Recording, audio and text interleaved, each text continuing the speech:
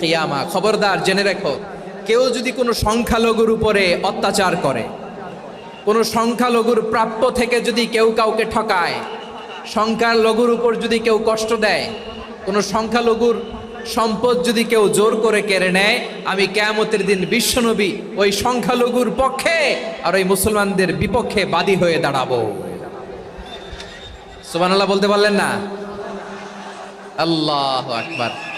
আপনি নামাজি, আপনি মুসল্লি, আপনি হাজী সাহেব, তাহাজ্জুদ পড়তে পড়তে কপালে দাগ ফেলে দিছেন, আপনার প্রতিবেশী হিন্দু, ভাবছেন আমার তো পাওয়ার আছে, ওর জমিটা দখল করি। বিশ্বনবী বলেন কিয়ামতের দিন ওই হিন্দুর পক্ষে তোর বিরুদ্ধে আমি বাদী হয়ে দাঁড়াবো। পৃথিবীর কোন ধর্মে এরকম স্টেটমেন্ট পাবেন? পাবেন?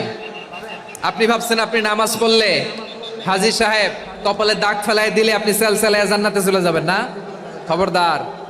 বিশ্বনবী বলেন কোন সংখ্যালঘুর উপর যদি কেউ আক্রমণ করে, তার প্রাপ্য তাকে না দিয়ে যদি তাকে ঠকায়, তার উপর জুলুম করে, তার সম্পদ যদি কেড়ে নেয়, আমি নবী, তুমি মুসলিম হইতে পারো, মুসল্লি হইতে পারো, তার পক্ষে তোমার বিপক্ষে আল্লাহর দরবারে বাদী হয়ে দাঁড়াবো।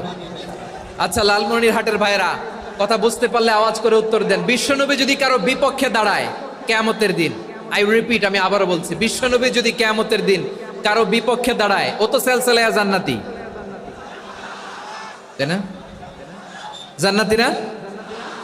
যে নবীর সুপারিশ ছাড়া জান্নাতের গেটও দেখা যাবে না, ওই নবী যদি বলে তোর বিপক্ষে আমি বাদী হয়ে দাঁড়াবো, ওই জান্নাতে আর ঢোকার কোনো সুযোগ আমাদের থাকবে?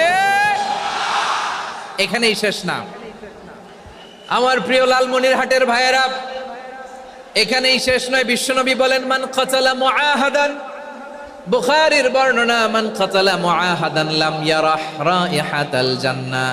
কেউ যদি, কোনো মুসলিম যদি অন্যায়ভাবে কোনো সংখ্যালঘুকে হত্যা করে, কোনো হিন্দুকে হত্যা করে, কোনো বৌদ্ধরে হত্যা করে, অন্যায়ভাবে কোনো মুসলিম যদি কোনো সংখ্যালঘুরে হত্যা করে, জান্নাতে যাওয়া তো দূরের কথা, ওই মুসলিম জান্নাতের ঘ্রাণও পাবে না।